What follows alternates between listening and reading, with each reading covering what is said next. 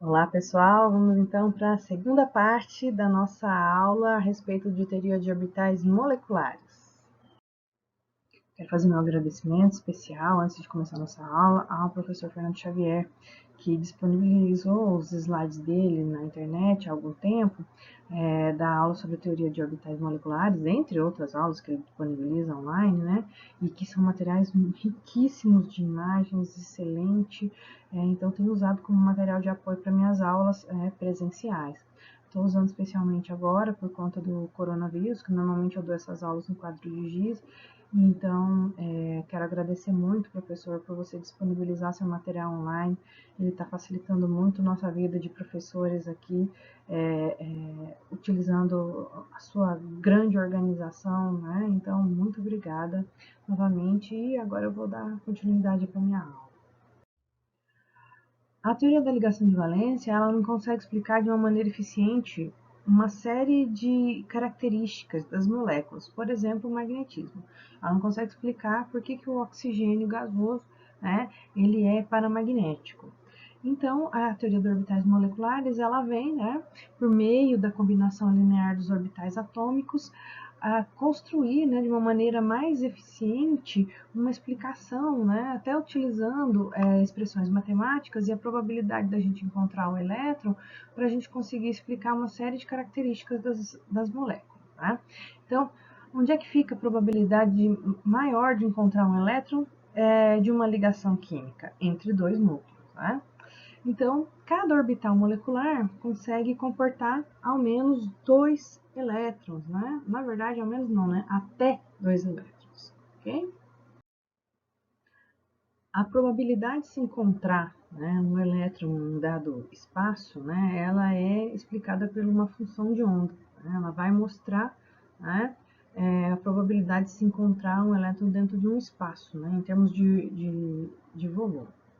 Quando você tem vários átomos, você tem mais do que um elétron. Então, você tem que imaginar a probabilidade de encontrar vários átomos. Então, a função de onda de uma molécula é uma função de onda global, onde ela onde vai entrar a função de onda para cada um dos átomos, né, que está compondo aquela molécula com os seus referidos elétrons. Tá?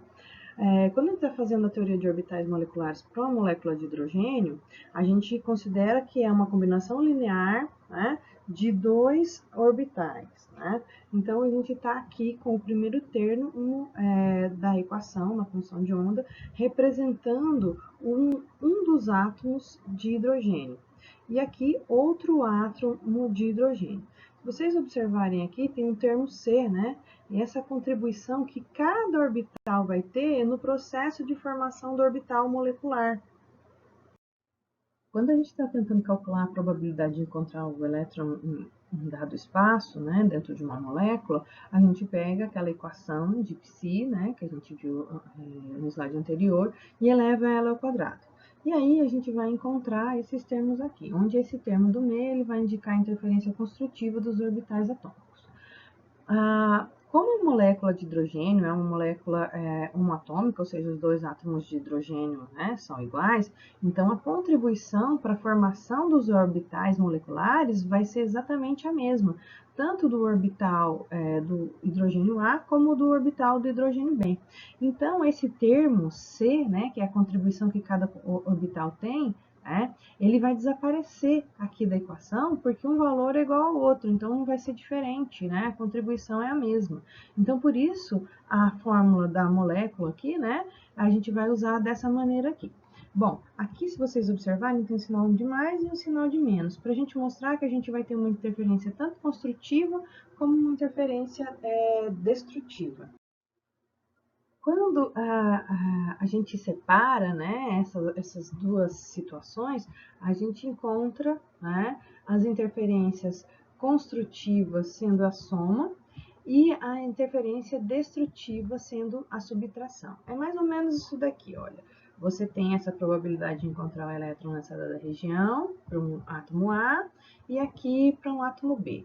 Quando você tenta unir essas duas funções de onda, a gente vê que existe uma região onde vai ter maior probabilidade de encontrar o elétron, que é a região onde vai acontecer a ligação química, e aqui dentro de uma interferência construtiva. Numa interferência destrutiva, há uma inversão, né, de uma das funções de onda, e o que a gente vai ter aqui é uma região nodal, onde a gente vai ter menor probabilidade de encontrar o elétron. Então, isso que a gente está mostrando aqui é basicamente o que aconteceria com as funções de onda, né? Então, a gente vai ter sempre uma função de onda construtiva e uma função de onda destrutiva para formar dois tipos de orbitais.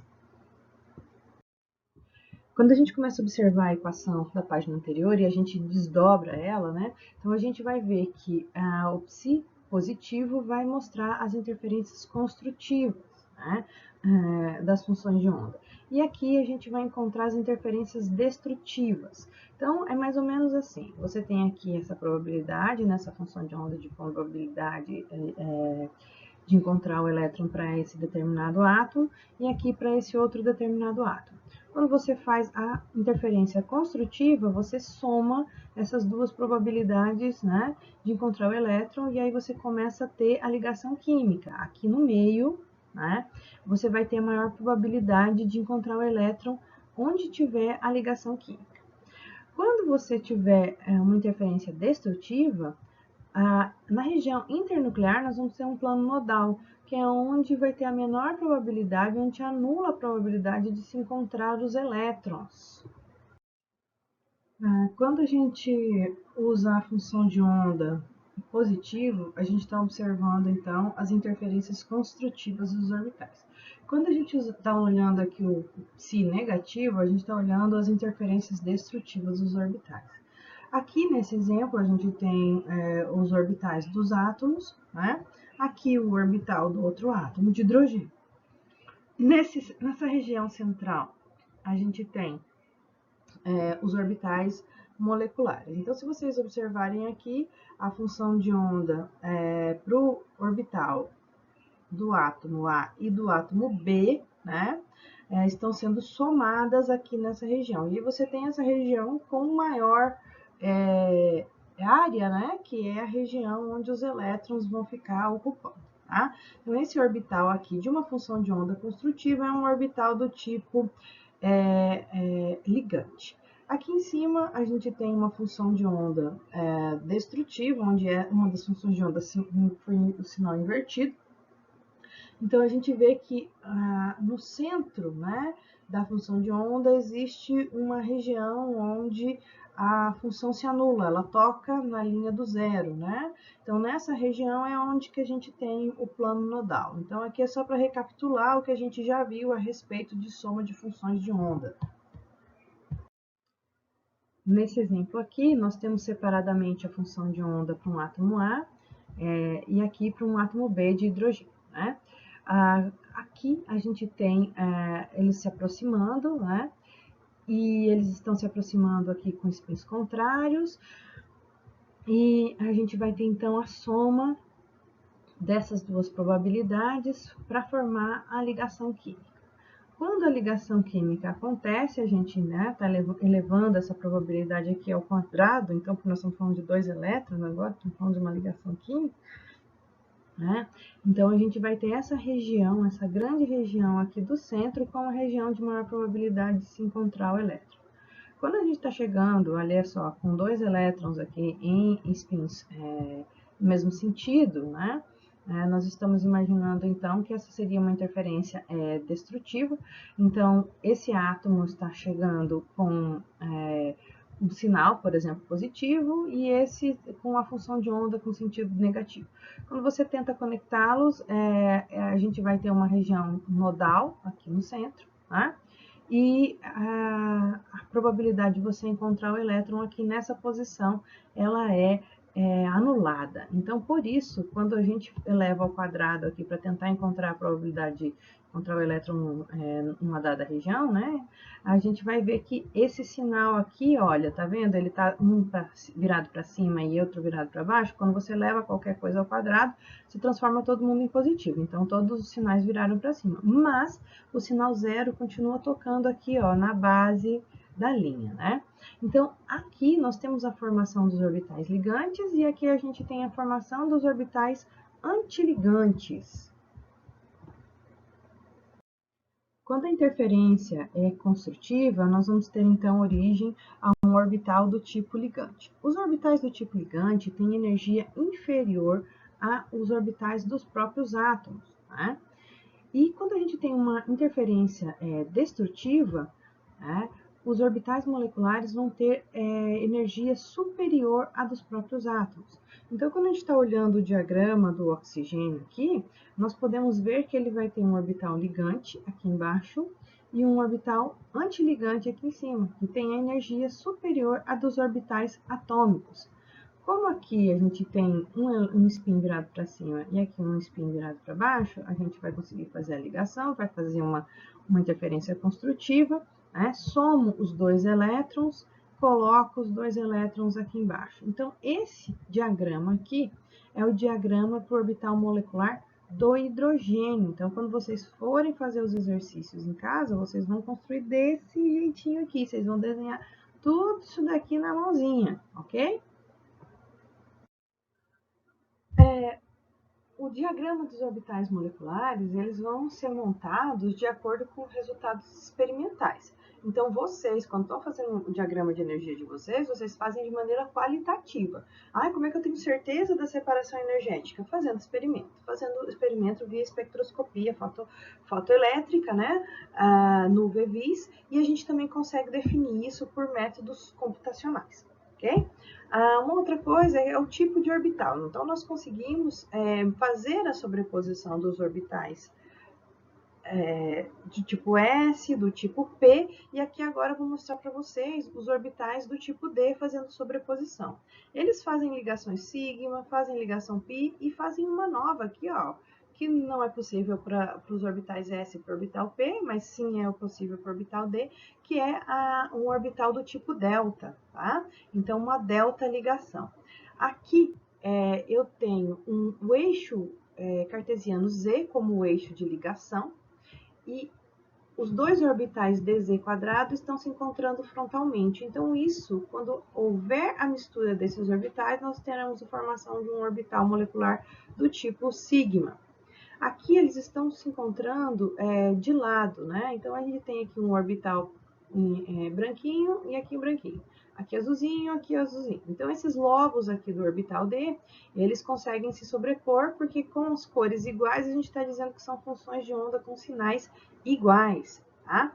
Então, tanto para esse aqui, do DZY, como DZX, a gente está fazendo sobreposições laterais. Assim como a gente fazia com os orbitais P, a gente também consegue fazer com os orbitais D. Então, a gente está fazendo ligações π de orbital D com orbital D. A ligação delta, que eu queria falar para vocês, ela é uma ligação que vai acontecer de uma maneira diferente. Você vai ter dois orbitais, né? Um de frente para o outro, dentro do eixo cartesiano Z. Então, esses dois orbitais têm que ser dxy, para que você consiga ter a sobreposição de 4 lobos do orbital. Então, isso é uma ligação delta. Então, aqui a gente também tem uma ligação delta, porque a gente está tendo a sobreposição dos 4 lobos, tá? Outra coisa importante que a gente vai ver um pouquinho mais adiante é sobre os orbitais, a simetria desses orbitais. Se esses orbitais possuem ou não centro de inversão. Possuir um centro de inversão vai dar um nome diferente para cada um desses orbitais. Então, a gente vai conseguir interagir apenas orbitais que tenham o mesmo tipo de simetria, ok? Vamos lá, pessoal? Então, vamos olhar aqui agora o nosso diagrama de energia, né? Então, vamos dar uma olhadinha aqui. Diagrama de energia, ele começa, né? Como que a gente começa a construção dele? Primeiro, a gente faz a distribuição eletrônica do átomo, né? Então, são dois fluoretos, então a gente consegue fazer essa distribuição da configuração eletrônica. Nós já fizemos isso aqui na nossa aula anterior, né? Mas eu vou querer repassar aqui com vocês, porque o diagrama está desenhado um pouquinho diferente aqui, olha. Você está vendo? Os orbitais estão empilhados aqui, né? Então, vamos lá.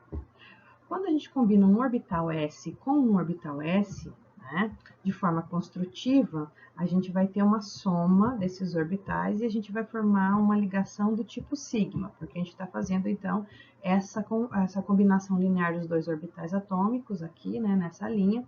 Então, a gente tem essa ampliação aqui da nuvem eletrônica abarcando os dois átomos.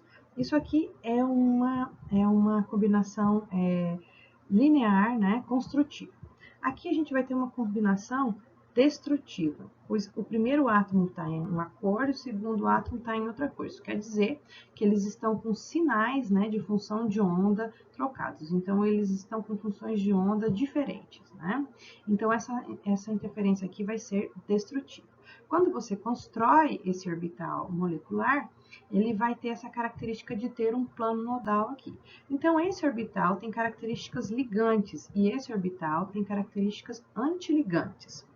Esse orbital está sendo representado aqui, ó, por este traço. E esse segundo orbital, sigma, está sendo representado aqui nesse segundo traço. Esse número 1 quer dizer aqui, olha, que é o seu orbital sigma de menor energia.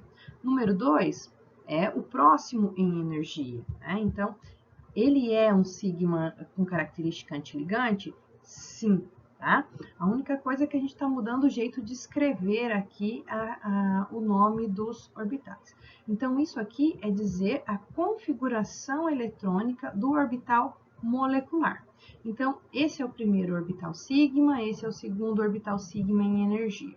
O terceiro orbital sigma em energia vem da combinação, então, linear de dois orbitais p. Orbitais p combinados frontalmente, né, vão dar origem a um orbital do tipo sigma, e eles estão sendo combinados em fase, por isso há o aumento dessa densidade eletrônica aqui, entre as duas regiões internucleares, tá? E ele também vai se chamar sigma. Então, ele é o terceiro em energia. O próximo orbital que a gente vê aqui é a combinação dos orbitais p, né? Então, orbital p de forma ligante, né? E combinados paralelamente. Então, veja bem, aqui está na mesma fase, branco com branco, mesma fase, preto com preto, mesma fase. Poderia ser positivo ou negativo. Não se esqueçam, sinal de positivo e negativo dentro de orbitais não quer dizer carga, quer dizer funções de onda com sentido contrário, tá? Então, aqui a gente vai ter a soma da região de baixo do orbital P, e aqui em cima a gente tem a soma da região de cima do orbital P. Então, essa combinação paralela aqui vai nos dar origem a um orbital do tipo π, tá? E como ele é o de menor energia, então ele recebe um π. A próxima combinação são dos orbitais P fora de fase. Olha, branco com preto, branco com preto. Então, essa combinação paralela fora de fase, né, vai dar origem ao nosso orbital com característica antiligante. Por quê? Ele tem aqui um plano nodal, olha, tá vendo? Esse também tem um plano nodal. Então, ele tem característica antiligante, olha. Uma região onde não tem elétron entre os dois núcleos. Legal? Bom, aqui, então, nós temos o orbital 2π, né? Que, então, é o segundo em energia dos orbitais π, que tem característica antiligante. Aqui, o último orbital, né, o de mais alta energia de todos, aqui é a combinação linear dos orbitais p, frontalmente, então, em uma combinação fora de fase, né, uma combinação destrutiva. Então, nessa combinação destrutiva, as ondas se anulam, né, e a gente tem uma região onde não temos probabilidade de encontrar elétron, ou seja, um plano nodal. Então, veja, esse tem característica antiligante e tem um plano nodal. Este tem característica antiligante e tem um plano nodal. Este tem característica antiligante e tem um plano nodal. Então, a gente está vendo que à medida que vai aumentando, né, essa probabilidade de você ter planos nodais, também aumenta a energia desses orbitais. Legal? Bom, então a gente já viu quem são os orbitais, como é que eles foram formados e tem algumas outras informações aqui que a gente ainda não conversou. A próxima informação é essa letra G e essa letra U, né? Essa letra G e essa letra U, elas querem dizer considerações de simetria a respeito desses orbitais, né? Então, o que a gente está falando a respeito deles? Quando um orbital é do tipo G, nós vamos falar que ele é uma função de onda par. Quando ele é do tipo U, nós vamos chamar de função de onda, escrevo R aqui, ímpar, tá? Que vem das palavras Gerard e Ungerard, tá? Isso é uma tradução para o português aqui da palavra par e ímpar, ok? Então, esse U que a gente vê aqui, esse G que, que a gente está vendo aqui, está falando a respeito da simetria desses orbitais moleculares que foram formados, tá? Então, essa simetria dos orbitais que foram formados, ela depende, então, de considerações de simetria a respeito dos orbitais. Então, qual consideração de simetria a gente vai fazer? A gente ainda não simetria molecular teoria de grupo, né? Então, eu vou simplificar essa explicação para vocês. Então, vamos lá. Esse orbital, se vocês observarem, ele é simétrico. Em termos de função de onda, todo lado desse orbital tem o mesmo sinal. Aqui não. Aqui um lado do orbital tem uma característica, por exemplo, positiva, e do outro lado ele tem uma característica, por exemplo, negativa. Tá? Então, ter essa inversão de fase aqui, né, não nos possibilita inverter esses dois átomos. Tá? Então, nesse caso aqui, se eu inverter os dois átomos, tanto faz, porque a função de onda ela tem o mesmo sinal. Aqui não, eu não posso fazer essa inversão, porque senão eu estaria invertendo a função de onda. Para o lado de cá ficaria com o sinal trocado do sinal do lado de cá. Então, ser uma função de onda par, né? Ser uma função de onda Gerard é que o seu orbital vai ter um que a gente chama de centro de inversão. Eu posso trocar esses dois átomos de posição, que a função de onda vai permanecer inalterada. Ser uma função de onda ímpar quer dizer que você não possui um centro de inversão aqui e você não consegue inverter essas funções de onda. Então, vamos olhar os desenhos e vamos ver o que é que pode ser invertido. Esse pode ser invertido? Sim, então ele recebe G. Esse não pode ser invertido? Não. Então, ele recebe uma letrinha aqui embaixo, U. Esse daqui, esse desenho é simétrico, eu consigo trocar o lado de lá com o lado de cá sem que eu altere os sinais? Sim, olha, aqui é, por exemplo, esse branco e esse branco. Então, eu posso trocar lado branco com lado branco. Tá? Então, ele também é uma função de onda par. Ele também possui um centro de inversão. Nesse caso aqui, já não. Se eu tentar trocar o lado de cá branco com o lado de cá preto, vai ficar branco para baixo e preto para cima. Então, essa função de onda vai ficar invertida, né? Então, o orbital biligante, né? Ele vai ter característica de ser uma função de onda ímpar, tá? E isso é muito importante mais na frente, porque quando a gente for ver o estudo das ligações químicas, o flúor ele vai conseguir se conectar, né, com outros átomos, os orbitais dele vai conseguir interagir com orbitais de outro átomo, dependendo desse tipo de simetria aqui, se vai ser G ou se vai ser U. Tá? Vamos dar uma olhada agora nesse daqui. Esse orbital tem centro de inversão, né? Ele é uma função de onda par. Apesar dele ser um orbital antiligante, de ter um plano nodal aqui, ele vai ser uma função de onda par, porque eu consigo trocar o lado de cá com o lado de cá e o lado de cá com o lado de cá. Então, ele é um orbital antiligante e a função de onda dele é G, é par. Aqui, nós temos essa outra figura. Se vocês observarem bem, o lado branco do lado de cá, se eu tiver que tentar trocar com o lado de cá, vai ser um lado escuro. Então, não tem como eu fazer essa inversão das funções de onda aqui, né? Porque esse orbital, ele é um orbital do tipo U, tipo ímpar. Bom, vamos voltar aqui. Né? Vou pegar a caneta aqui, vamos lá. Se vocês observarem esses orbitais aqui, esse orbital, esse orbital, esse e esse aqui, né? Todos eles estão colocados em ordem crescente de energia, então a energia está crescendo para cá, tá? Então, essa configuração eletrônica é a configuração eletrônica do flúor. Então, vamos colocar aqui da molécula de flúor, tá? Então, do átomo de flúor, a configuração é 2s. Da molécula de flúor, a gente vai ter essa configuração aqui, ó. 1 sigma G, né? Depois vem o 2 sigma U. Depois vem o 3 sigma G. Que letra horrível que fica com esse negócio. 1 pi U, 2 pi G e 4 sigma U. Então, a gente já pegou todos os orbitais. Então, aqui a gente tem a configuração eletrônica em ordem crescente de energia. Eu poderia colocar os elétrons aqui, né, para ele. Então, vamos fazer, já que a gente pode, né, estão aqui para isso, então vamos fazer. Quantos elétrons nós temos aqui no total? Nós temos, então, 7 elétrons. Vem 2 elétrons aqui. Aqui a gente coloca 1, 2, 3, 4, 5 elétrons. Vamos fazer a mesma coisa para o lado de cá, tá? Então, vamos lá.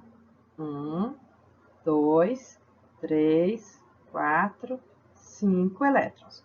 Então, temos no total aqui, né, 7 com 7, 14 elétrons. Então, vamos colocar os elétrons agora dentro da molécula. 1, 2, 3, 4, 5, 6, 7, 8, 9, 10, 11, 12, 13, 14. Tá? Então, colocamos todos os elétrons dentro da molécula. Só que esse último orbital aqui, olha, ele ficou vazio. Esse orbital é o primeiro orbital aqui que ficou vazio. Isso vai ser importante para a gente vai ver mais lá na frente. Bom, então vamos colocar os elétrons agora da nossa configuração eletrônica. Então, vamos colocar aqui, ó, tem 2 elétrons aqui, 2 aqui, 2 elétrons aqui, tá? Aí, a gente vai ter aqui, bom, a gente não tem só um orbital π, a gente tem 2 orbitais, porque a gente tem a combinação do PY e do PX. Então, a gente tem que ter aqui, além desse aqui, né? Esse aqui é o π para o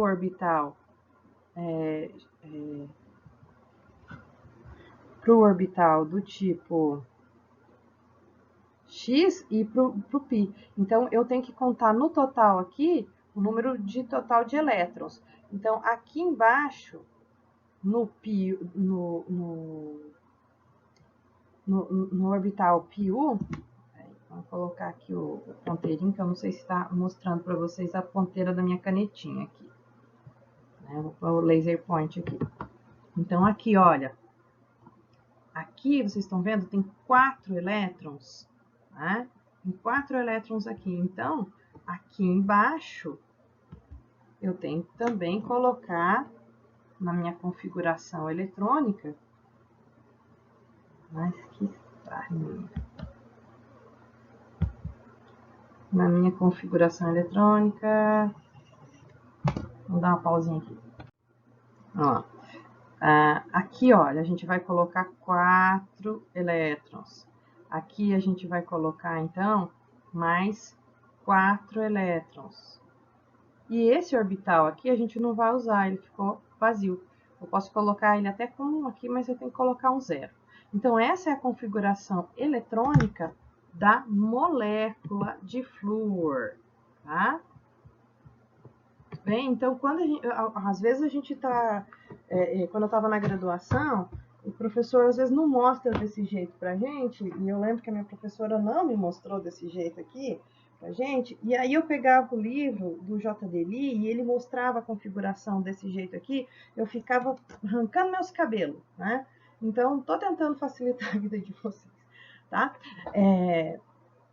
Bom, então vamos adiante, pessoal. Então, agora vocês entenderam aqui, olha, Então, o diagrama de energia, a gente descascou ele inteiro, legal? Bom, então se a gente usou 4 orbitais atômicos de cada átomo, a gente tem que ter formado, no total, 8 orbitais moleculares. Porque para cada orbital atômico que você usa, você tem que ter obrigatoriamente um orbital molecular sendo formado. Desses orbitais moleculares, a gente vai ter 1, 2, 3, 4 orbitais do tipo sigma e 4 orbitais do tipo pi, né? 2 orbitais, vocês estão vendo que eles estão escritos juntinhos aqui, então nós vamos chamar ele de degenerado, ou seja, eles têm a mesma energia. Então, tanto faz para o elétron entrar aqui, porque para eles ele está com a mesma energia, tanto faz. Nós vamos ter 2 orbitais sigma do tipo ligante, 2 orbitais sigma do tipo antiligante e 2 orbitais pi ligantes e 2 orbitais pi antiligantes. Resumão de tudo que a gente viu, tá?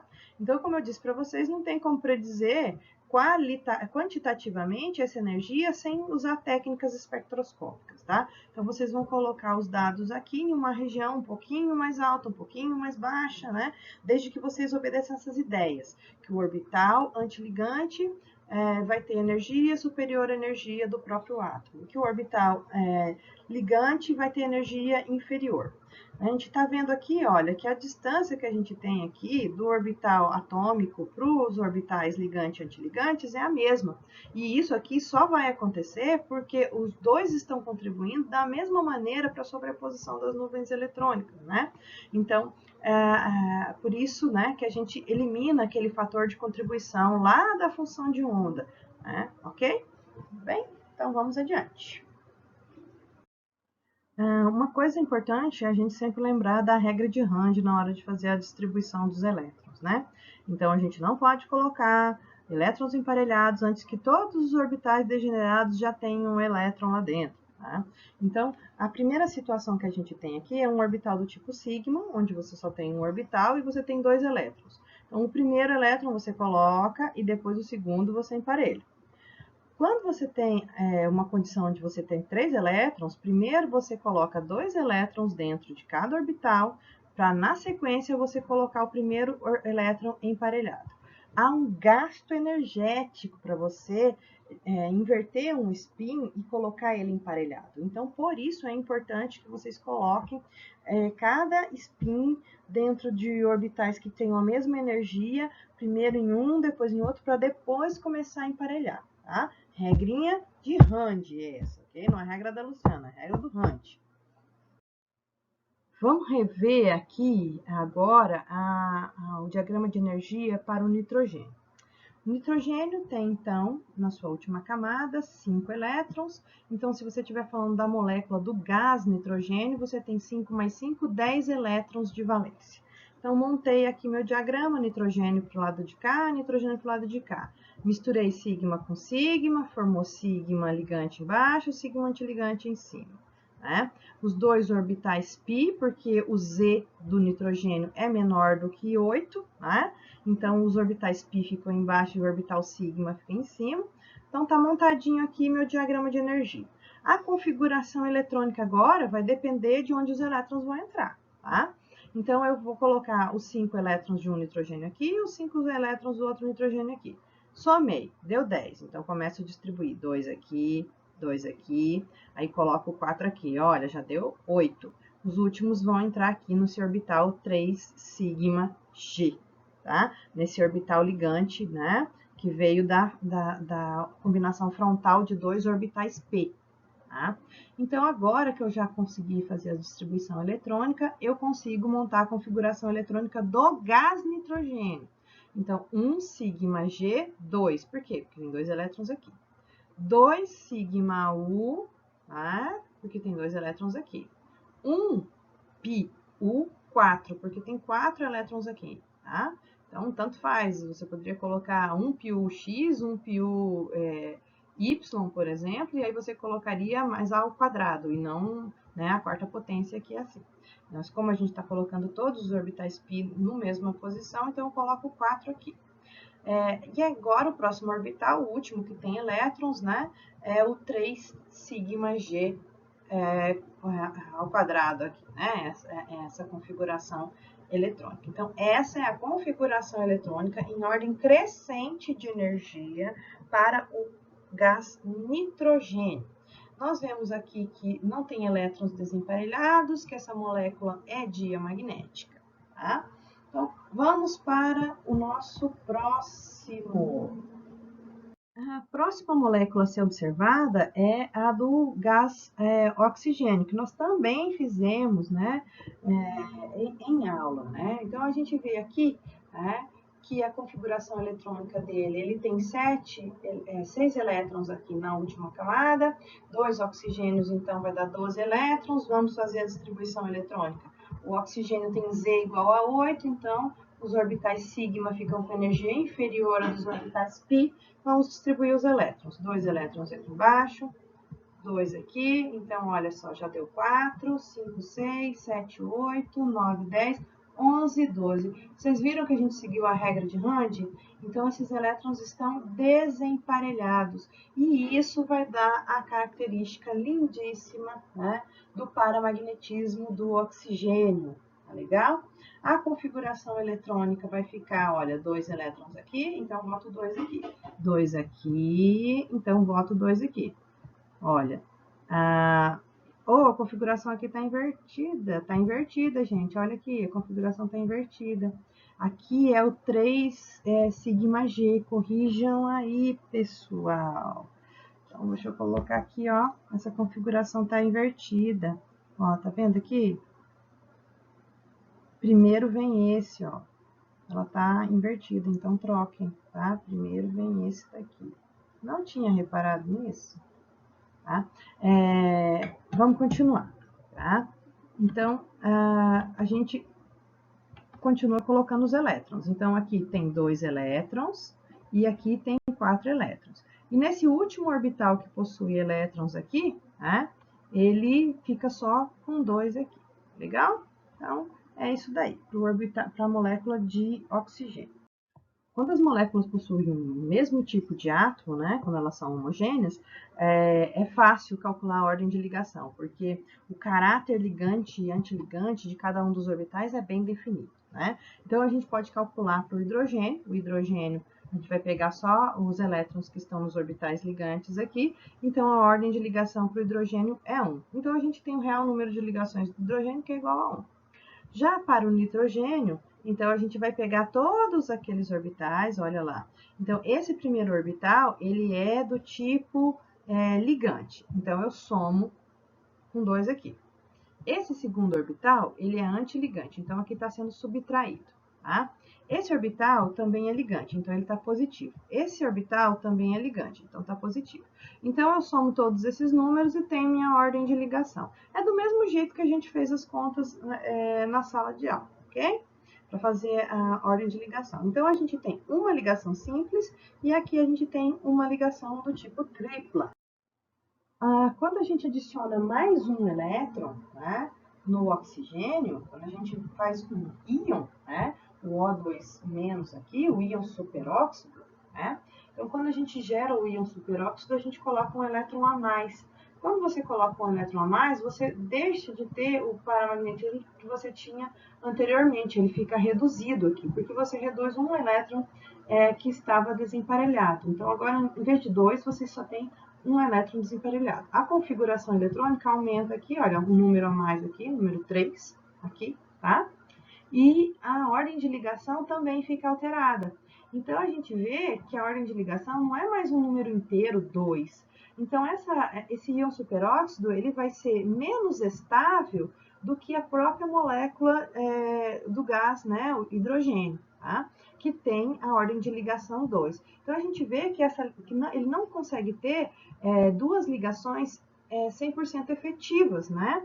Então, a gente vê aqui essa condição acontecendo para a molécula do superóxido. Existe uma correlação entre as grandezas físicas, né, e a ordem de ligação. Por exemplo, as entalpias de ligação, elas vão aumentar, né, quando a ordem da ligação aumenta. Ou seja, é mais difícil de romper ligações com ordens maiores. Então, é mais difícil você romper uma tripla ligação do que uma ligação simples, tá? Então, outra coisa que aumenta também com a ordem de ligação é o comprimento da ligação. Então, quando você tem uma ligação simples, o comprimento é maior. Quando você tem uma ligação tripla, o comprimento é menor. Né? Então, fica claro, né, para a gente que a entalpia da ligação vai aumentar, né, com o aumento da ordem de ligação. Você tem uma ligação tripla, né? Então é mais difícil de romper, porque vai requerer energia para desmontar pelo menos 3 ligações.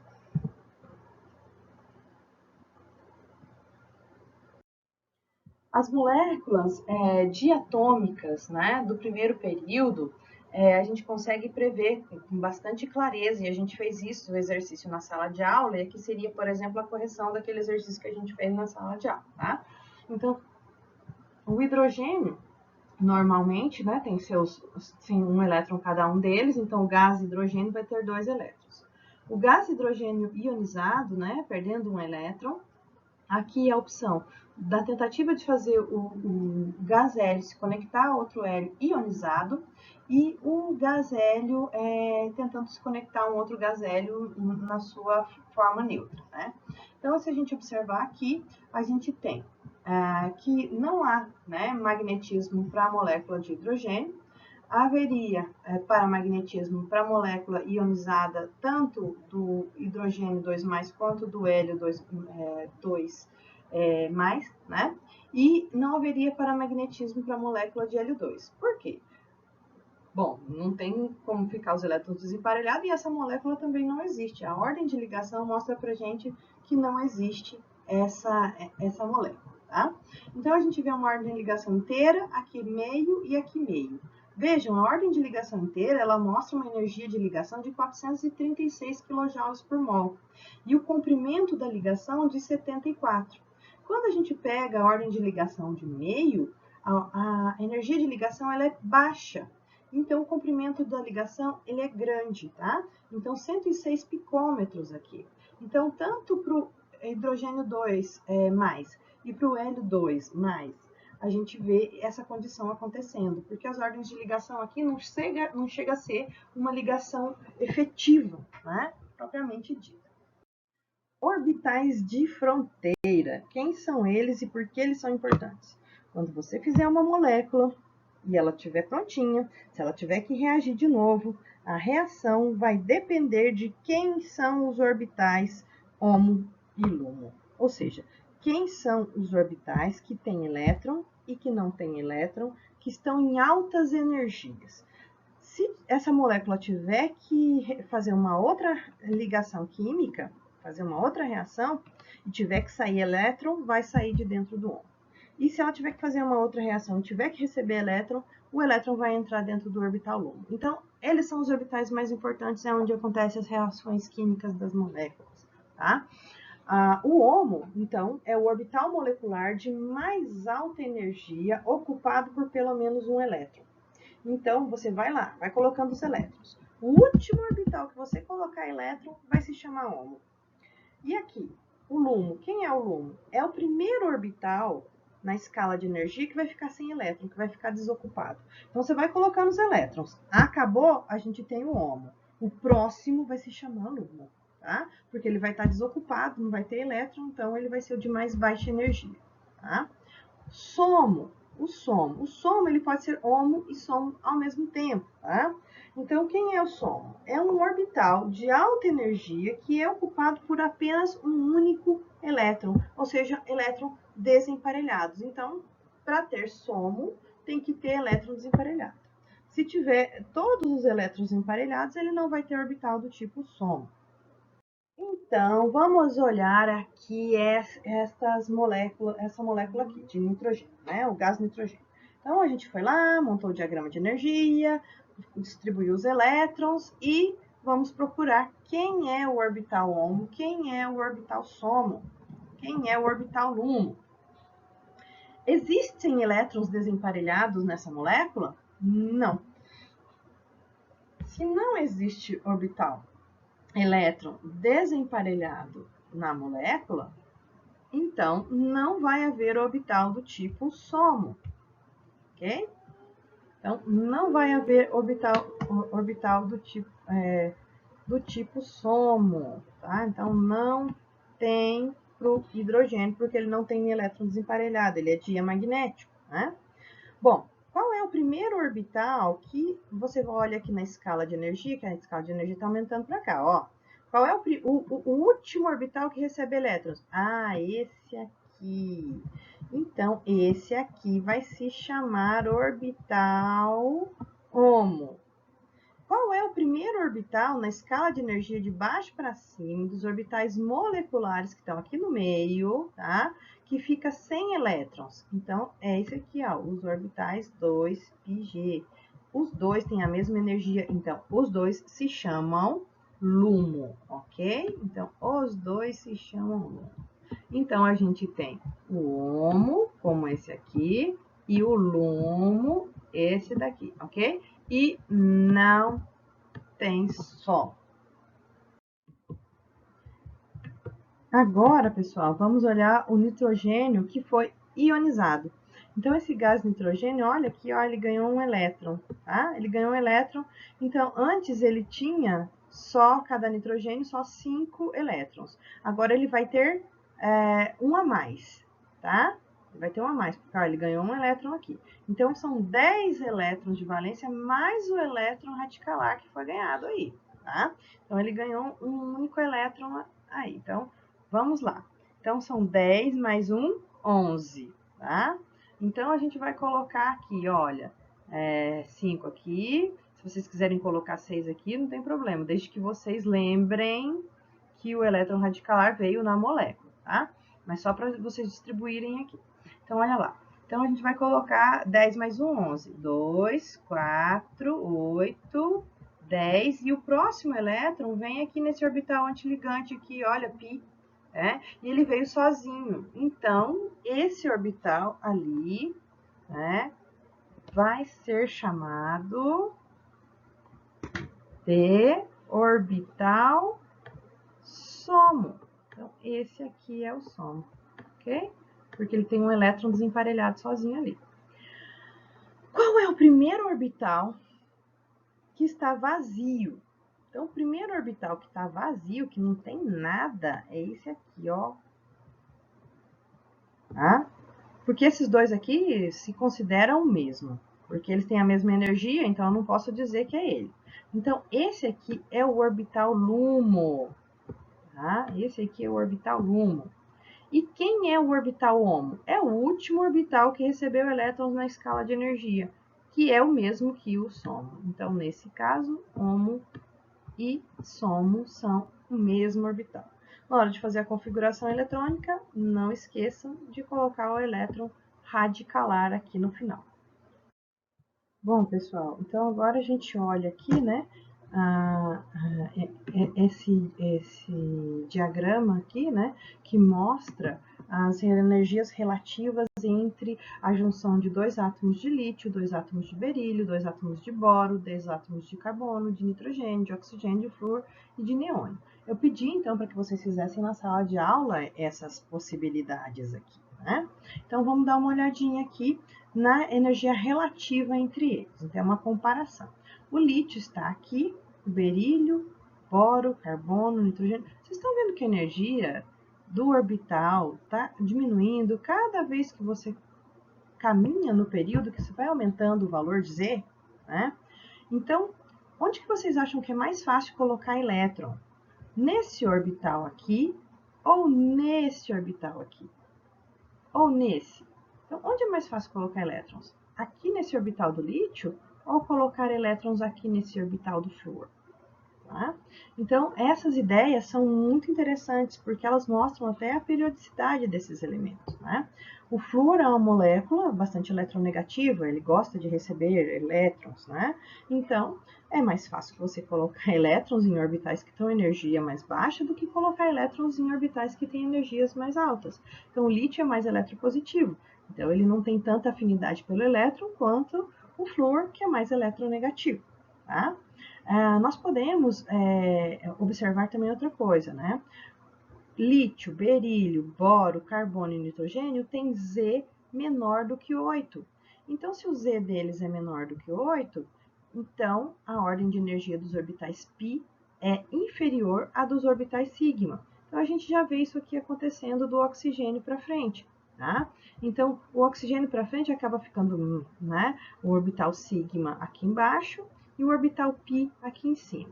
Então, dá para ver isso daqui claramente na configuração eletrônica dessas moléculas. A gente também consegue colocar os elétrons de cada um desses átomos aqui dentro desse diagrama. A gente pode tentar fazer isso. Né? Vamos tentar fazer, né? Vamos tentar colocar os elétrons aqui. O lítio ele tem 2 elétrons, né? Um elétron de um lítio, outro de outro lítio. Então, no total, ele tem 2 elétrons apenas. Então, a gente vai colocar esses 2 elétrons aqui, tá? Vamos continuar aqui. A gente vai colocar 2 elétrons para o berílio, né? Então, o berílio ele é S2. S2, então, no total, para 2 berílios, vai ser S4. Então, a gente vai colocar um elétron aqui, outro aqui, um elétron aqui, outro aqui. Então, no total, a gente tem 4 elétrons sendo colocados. Vejam que a energia dele já ficou superior à energia do lítio, tá? Boro tem o S2 e o P1, então no total são 3 elétrons para cada boro, né? Então aqui vai ficar 2, 4 e 6, ok? Então, boro a gente já viu que ele é paramagnético, tá? O carbono, a configuração eletrônica de um carbono é 2sp2. Então, no total são 4 elétrons, 4 mais 4, 8. Então, nós vamos colocar um aqui, um aqui, um aqui, um aqui, um aqui, um aqui. Então, já deu 6, 7, 8. Então, o último orbital com elétrons do carbono está aqui nessa posição. Vamos lá. Nitrogênio, olha lá, o nitrogênio S2P3, 5 elétrons, 5 mais 5, 10, porque são 2 nitrogênios, tá? 1, 2, 3, 4, 5, 6, 7, 8, 9, 10, tá? Vamos lá para o oxigênio, S2P3. Opa, 3 não, né? 4, né? P4. S2P4. Então, vamos lá. São 6, 6 com 6, 12. 2, 4, 6, 7, 8, 9, 10, 11, 12. Olha só a diferença do orbital do oxigênio que está preenchido com elétrons desse orbital aqui do lítio. Vocês acham que se um elétron tiver que sair dessa condição de energia aqui, né, ele vai conseguir entrar num orbital vazio do oxigênio aqui em cima, nessa posição? Fica bem complicado. É mais fácil os elétrons saírem do oxigênio e entrarem, por exemplo, no lítio, porque a ordem de energia desse orbital, né, vocês veem a quantidade de energia qualitativa que a gente tem, a gente já vê que ele vai preferir sair daqui para entrar aqui, né? Olha, para tentar entrar em um orbital com energia inferior. Vamos dar uma olhada no flúor, que é o elemento químico mais reativo da tabela periódica. Então, a gente tem aqui em cima S2, P5, 7 elétrons no total. Então, são 14, né? Então, vamos lá. 1, 2, 3, 4, 5, 6, 7, 8, 9, 10, 11, 12, 13, 14, tá?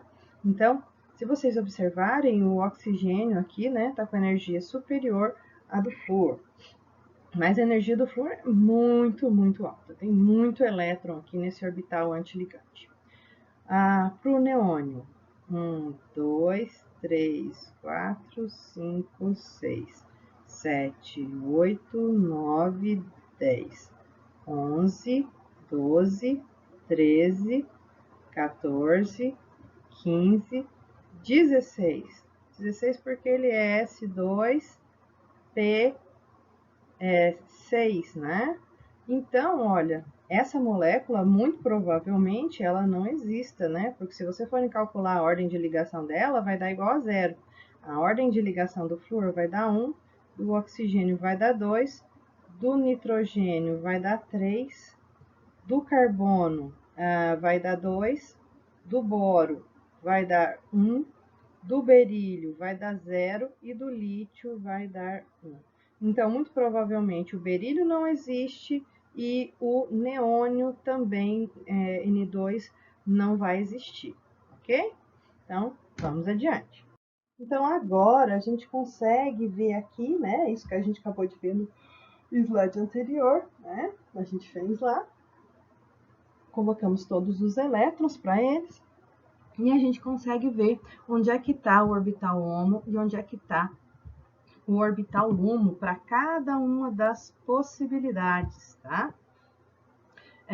Se vocês observarem aqui, o orbital HOMO, né, do neônio está aqui em cima e ele não vai ter orbital vazio, né? Então, ele vai ter só orbital HOMO. O flúor vai ter HOMO e vai ter LUMO. O hidrogênio vai ter, né, o SOMO ainda, né? E esse daqui vai ser o LUMO dele. Então, esse é um orbital, além de ser HOMO, ele é SOMO. Tá? Aqui a gente tem o HOMO e o LUMO. Aqui a gente tem o HOMO e o LUMO. Aqui a gente tem o orbital SOMO e esse aqui é um orbital LUMO, tá? Ok? Não está escrito aqui, mas ele é, tá? Então, não está escrito aqui, mas ele é. Legal? E aí a gente vê aqui a ordem de ligação 1, 0, 1, 2, 3, 2, 1, a 0 aqui do neônio, tá? Então, ele é desconhecido, né? Esse dímero aqui, né? Aqui a gente tem um gás, e ele é estável. Aqui a gente tem um gás paramagnético, né? Aqui a gente tem um gás também muito estável. Esse aqui é apenas conhecido na fase gasosa, em altíssimas temperaturas, né? O carbono gosta de reagir demais a conta. O boro, né, ele também é conhecido na fase gasosa, e ele é, então, que a gente vai chamar um birradical, ele tem aqui 2 elétrons desemparelhados. Aqui esse dímero é desconhecido, e para o lítio a gente tem um gás, né, lítio, conhecido, né, só na fase gasosa que a gente vai conseguir encontrar essas moléculas sendo formadas, ok?